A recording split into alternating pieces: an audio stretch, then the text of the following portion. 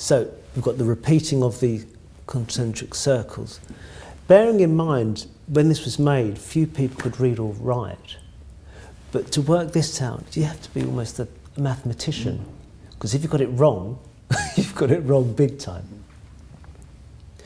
There's a little drawer here, little map drawer they call it, and then that falls down, and earlier you see these big arms which support the fall. 2 drawers, 2 short drawers, and then 2 longer drawers. And see how they've used the veneer, so it literally looks like a wave. But what makes this particularly special is the size, because you see a lot of these in some of the grand houses, but this is tiny. It is really, really small. And this, I believe, is made by a leading cabinet maker at the time, who was in Ludgate Hill, called Pistol. And Pistol? Pistol. Pistol, okay, so yeah, I've heard of Pistol, yeah. And, but that's more or less his signature, these circles on. So when you see a piece of furniture and you've got all these circles, you think, I know which workshop that's come from. So Pistol would overlook it, his migrant workers would make it, and then obviously he was in London, so everybody would get him to build them for him. And absolutely. Fantastic. Absolutely. Because one of the things... You said it, what, 17... Well, this could be, again, 1690, 1700. Yeah. It's very nice to be able to look at something and say, who made that? Which workshop is that from? And we can only attribute to various makers. They say there's very few things which are actually by that particular maker, so we can say it's in the Chippendale manner or it's of the Chippendale period. With something like this, I mean, it's so unique that you can tell it's possibly it's from almost his... impossible to copy it, because the workmanship, he's worked a system out to do that particular type of veneer, Yes, which yeah. is his own. And other cabinet makers, they say it's too time consuming to do that. Again, detail on the end. When you see good cabinet work, it's all in the detail. Time and time again, I will put this over. It's detail, detail, detail. So when we look at the end, we've got this what we call a cross-banded end. There's no need to do it, but he is being Pacific. And then it's quartered. If you look at the line down there and line through here, and so you've got these lovely radiations of the veneer. And then here, see, this is Prince's wood, and then in the centre is Kingwood. It's like a kaleidoscope. It is like a kaleidoscope, absolutely, yes, yeah. But this is a good example of showing you the oyster, you see. My favourite. This was designed by a man called Thomas Sheraton. And Chippendale, as we know, produced this book in 1754. And Thomas Sheraton thought, well, I can produce a book as well. So he produced one. And his thing was, I don't do that red furniture which Chippendale does. I do yellow furniture. And so this yellow furniture, coming in from the West Indies, is known as satinwood. And when we look at this piece, this is a satinwood D-shaped side table, veneered, again hand-cut veneered. And when we look at the detail, we look at this piece along here on the edge first of all, because we hear of stringing, and people say, well, what is stringing? And it's a piece of, in this case, ebony, or it can be boxwood. And sometimes, well, most of the time, it's actually holly. And because stringing is long and thin and straight, holly is straight. It goes perfectly straight. We used to use holly for making arrows. It has to be quite hard wood as well, doesn't it? Because it's going to be edging. It's on the edge, exactly. So this is But it looks so simple, yet when you look closer, like you're describing it now, that it's just... It's detail. It is pure detail now. Pure detail. So when we look, we've got the ebony on the edge, and then we've got satinwood going this way. And then we've got tulip wood going the opposite way, and then we have a line of boxwood. This wood here, in this particular photograph, here and here, they're both the same wood. It looks black, but originally it was purple. It's called Purple Heart. Oh, wow. So imagine you walk into a room and you see this yellow piece of furniture with purple wood and pink and black. It was pure bling. And that's what a lot of people forget. They look at that piece of furniture and they have no idea of the original colours. And it's, I'm going to repeat myself, it was all colourful, and when we were looking at this level, this wasn't the domestic pieces. These were made for the rich people. So to show off, really? Absolutely, yeah. It's to show off, and also to make them feel good. Because if they're staying in that space, they want to walk around and get pleasure out of what they own. Again, of course, it's all handmade. When we look at the frieze, this is the frieze here. We've got boxwood, ebony, boxwood, and then inside again we've got a little line of boxwood, cross-banded in tulip wood, boxwood, ebony, then satinwood. That's just on one panel of the frieze. I mean, it's remarkable, but we look back, they were time-rich and cash-poor, where today we want everything done tomorrow. Yeah. So that's a good example of an 18th century demi-lune side table designed by Thomas Sheraton. And again, I'm going into the crass moment now. What would that cost if you wanted to buy something? Why does everything have to do with cost? I know. The beauty of the piece. Some of the viewers would like to know, because they're appreciating the beauty of it. You're bringing that out to people because they're looking at it and they think it looks beautiful. You've gone into massive detail on what actually goes into a piece of this furniture to make them appreciate the furniture even more, which is what we're doing now. Yeah. But obviously, people, bottom line, it's going to cost you 15,000 plus. Okay. It's condition.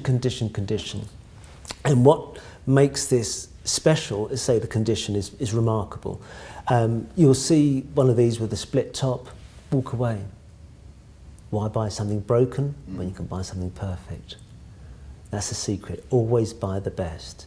It may seem a lot of money at the time, but you turn back and you think, you know what, I'm so glad I got that, because there's nothing wrong with it. Mm-hmm. This is one of the finest pieces I've had for a long time. This undoubtedly is under the influence of Chippendale, but it's also in the design which Thomas Sheraton made. And this is just amazing. It's a serpentine-fronted commode chest of drawers. And when I say a commode chest of drawers, most chest of drawers were made for the bedroom. And so they'll be about 4 foot high. A commode chest of drawers will be about 3 foot high. And when I say commode, it's like what we call you could call it a dressing chest. And did it have a dressing mirror on top of it? So inside the top drawer, it would have been fully fitted. So there would have been all little compartments and a mirror which come up. Oh, of course, yes. Right. Oh, wow. Now, it's all in the detail, and so you don't get much better than this. We have, when we look at the top, we have this quarter veneers, 1, 2, 3, 4. We have this wonderful oval in the centre. Now, the ground wood is satinwood, so yellow. This oval in the centre is mahogany, red. Then you have this border, pink, which is tulip wood. And you have this floral marquetry So you have reds and greens going round. If you look at the cross banding on here, it just, the whole thing is a work of art. That's just the top. When we look at the detail on the foot here, a lot of people would miss it, but look at how it's cross banded around the foot. That's what we call a bracket foot. The ends are squared off, so this is known as canted ends, and you've got this lovely satinwood panels, but the colour of the satinwood is amazing. Just seeing the shape of cutting that. Yeah, it's detail, and you know, it's if you see a piece like this in this condition, you're in a situation where you've got money, you just buy it. Yeah. You just buy it, because something like this comes on the market is almost once in a lifetime. This is as good as it gets. This is a beautiful piece of furniture. And it just has so much presence. And the ends, just to finish off, to be succinct, you have this lovely little panel in the Chippendale manner with ebony. It's fantastic, absolutely fantastic. 4 long graduated drawers, and say the top drawer that was fitted for dressing. Is this a piece that you've? This was my piece. Yes, I did own this. But you cried when you parted with it, I'm sure, sir. Not really. I'm a businessman. Yeah, right. When I saw it, I was going to own it. Yeah. All I wanted to do was, how much do you want for it? And one of the things of being a dealer and dealing things this level is owning something and then passing it on, but knowing that you've bought something which is beautiful. It's not all about money. No, of course not. No, and that's absolutely one of the most beautiful. What is the most beautiful text I've ever seen? These are known, as you know, as a nest of tables, and a quartetto, being that it's 4. Again, under the influence of Thomas Sheraton, being yellow. And again, if we look at the top, the colour, first of all, on the very edge is white, so it's boxwood. And then you see green, so we see harewood, which is sycamore. And then we see a little raised lip, that's purple heart. And then we see the cross graining, that's Paduke. And then we see ebony. Paduke wood is the? That one, yeah. Then we see ebony, then we see boxwood again, then we see harewood, then we see boxwood, ebony, and then satinwood. Now he's had to do that 4 times. And then when we come down on here, just near the foot, again we've got a little panel of satin. It's just beautiful. Quartetto tables, very rare to find them in this condition. These are 18th century, but it's the colour. They just sing to you. Absolutely stunning. Now this really is an ordinary piece, but I just wanted to bring something in. It's serpentine fronted, but the detail, the reason why I bought this, the detail is when we look around the drawers, instead of just being just finished off ordinary, they've cross-grained around the drawers this way. Can you see? Yeah. So it's that way and that way. That's all time-consuming. So when you look at something like that, something, yeah, it's quite ordinary, but look how they've cross-grained all around the drawers there.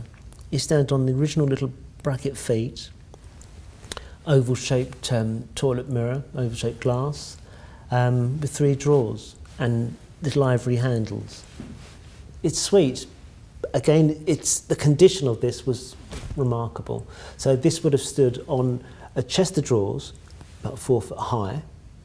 And so the lady of the house or house guests will walk over to the chest of drawers and can just stand there and make themselves look pretty. Absolutely elegant as well, but it's got beautiful shape and form as well. Yeah. So they've kept it simple as well, but then the lady of the house should be the one that... Yes, they want the beauty to be looking into it. Are you familiar with this property? Remind me?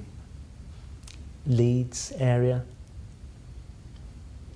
I filmed a few films there, I know that. All right.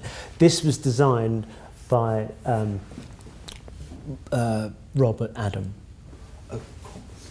And Robert Adam worked with the master. I refer him to as the master because to me, he created the understanding of English furniture. I'm talking about Thomas Chippendale. And Thomas Chippendale worked with Robert Adam. Robert Adam was a designer, an architect. Chippendale was a businessman. And as I say, in 1754, he produced the Director, and anybody who was anybody bought and got his book and took his designs and carried them on. And where Chippendale was so clever, he would make things for upstairs, for so very fine pieces, for the drawing room, for the dining room, etc. But he also made things for downstairs.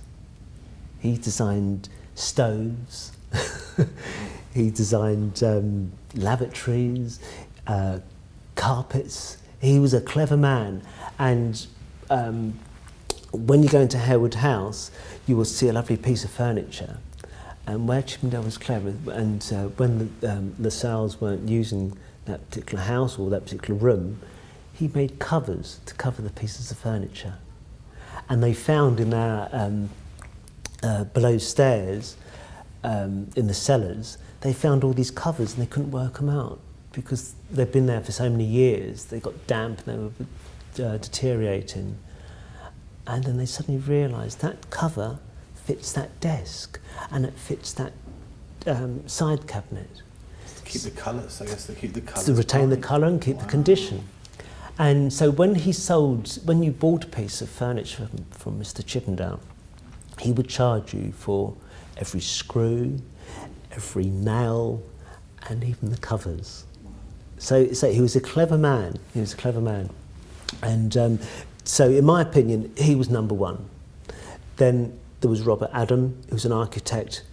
And so you see furniture which is in the influence of Adam. Never made anything. Thomas Sheraton, again, never known he made anything, but he was a designer again. Did not, but he made books as well, so you would have thought that. Well, he published books because he copied Chippendale, right? And then last but not least was George Hepplewhite. George Hepplewhite, he died.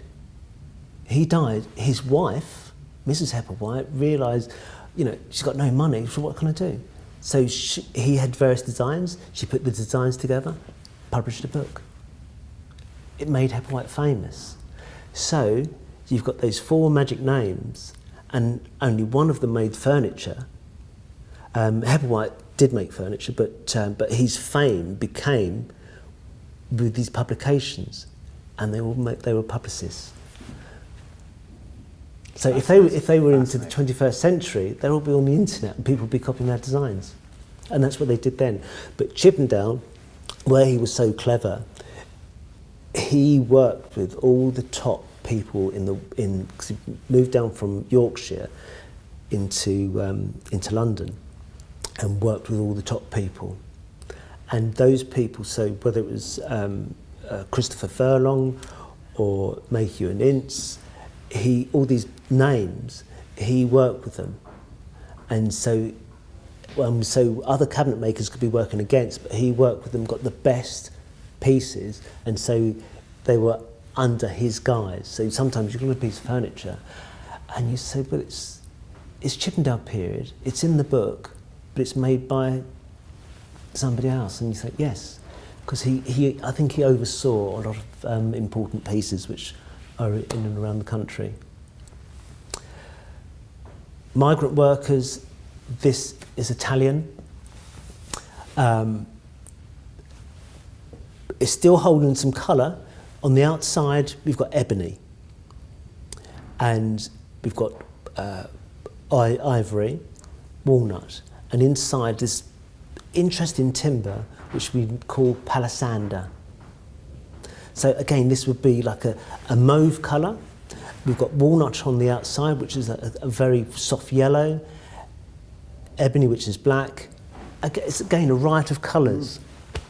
Very clean, they're very sharp on this one there. What sort of date is this? 1700. Okay. And yet it could almost be modern because it is so, as you say, sharp, little collector's cabinet. It's got a sort of almost an Art Deco look about it. Absolutely, yeah. This is 18th century.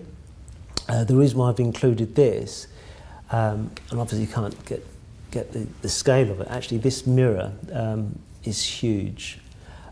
This is made around 1740, veneered in mahogany. Sometimes they're veneered in walnut, but this one's veneered in mahogany. Kingwood, they were done quite a lot, weren't they, in France? Pardon? Kingwood? No, mahogany. It's veneered in mahogany, and the gilt decoration is showing that you're of wealth and of standing. And this goes originally on a small wall between two windows. So this has been known as a pier mirror. And say it's the size which makes this quite important, but say it's not going over.